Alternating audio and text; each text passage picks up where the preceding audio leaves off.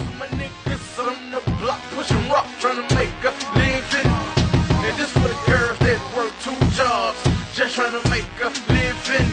Yeah, I represent the gutter, and I'm gonna be that way forever. Yeah, nigga straight from the gutter, and I'm gonna represent forever. Downtown, Asia gestures to the Alicia, who immediately gets down on her knees and crawls towards Chief. Chief grins. The woman smiles and says, Alicia, scoot over. Asia and Alicia begin kissing as they lick his crown around his circumcision. Chief begins to run his fingers through the girl's hair as they begin to kiss and lick on each other. I'm trying to keep my composure because now I'm seeing Alicia, my sister, and Asia, my wife. What does Jonathan get off saying all of this to me? I pick up my gun again. This doesn't have anything to do with DeMarcus. You just telling me stuff. That's what I say to Jonathan. Jonathan says, there's more. He says, Mark walks into the cellular store and speaks to the young woman gazing at him as if she can taste the liquor on his greens running down her throat. Jonathan tells me that because Mark had passed the test with Team 901, that he and Mark were on the move now. So the buzzer rings and the door opens and they both walk by the front desk.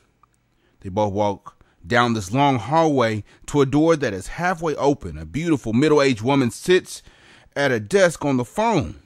She points to the PDA on the desk, looks at Mark and says, It came in today. Mark smiled, man. It had been almost 3 weeks since he had been able to check his messages on his main number.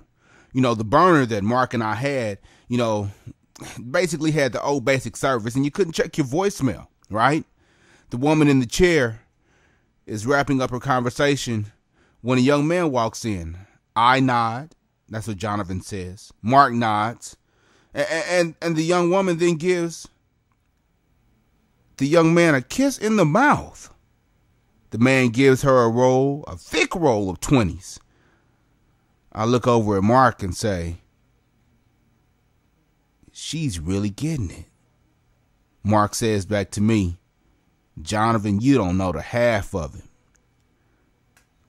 I look over and I stop for a second and I look at Jonathan and I say, Jonathan, why are you telling me this? This has nothing to do with DeMarcus.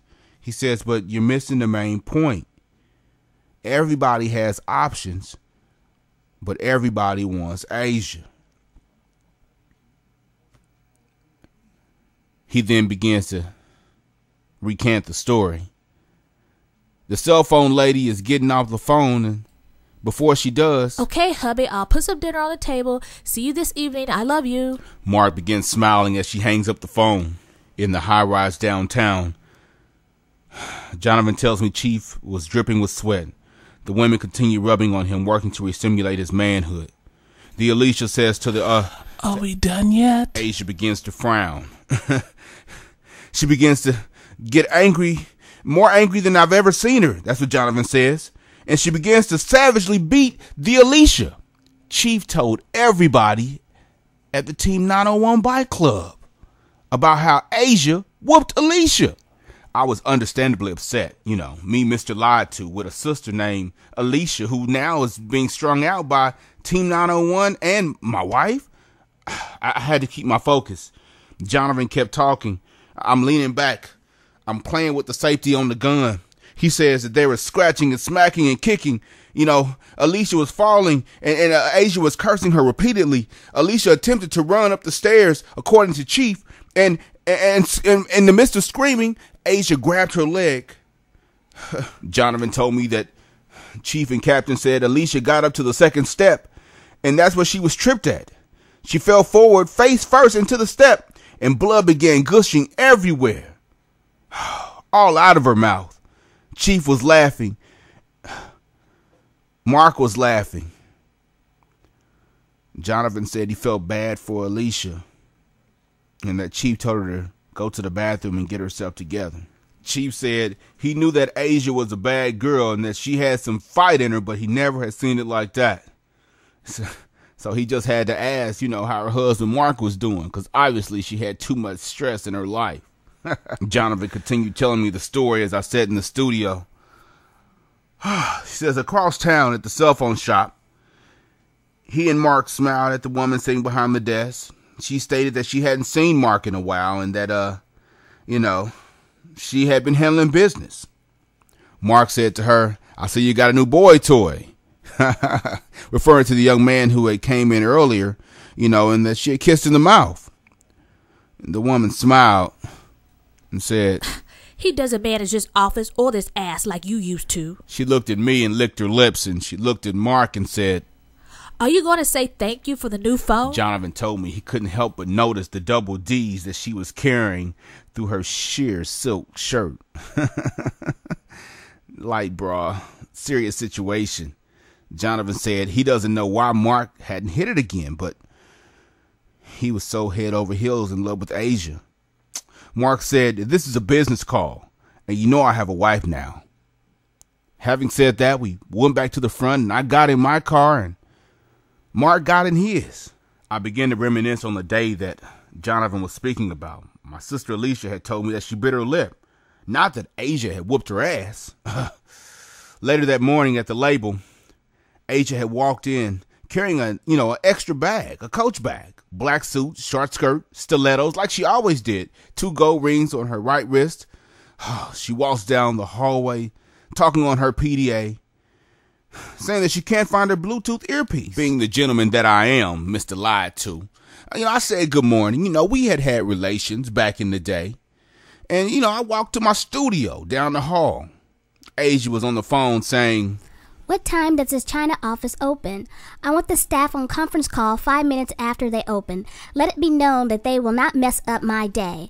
So won't talk tonight until I get my solutions. I want solutions. Hanging up the phone, she looks at the receptionist who My said, office now, bitch. Now, at this point, Jonathan had my attention. The receptionist we had at that time was a young white woman dressed in white Prada blouse, pearl earrings, a black off-label skirt, and some skinny Payless heels, She grabs her notebooks, and I remember she would, take care of whatever Asia needed. Well, according to Jonathan, she picked up her notebooks and ran into the office, opening the door.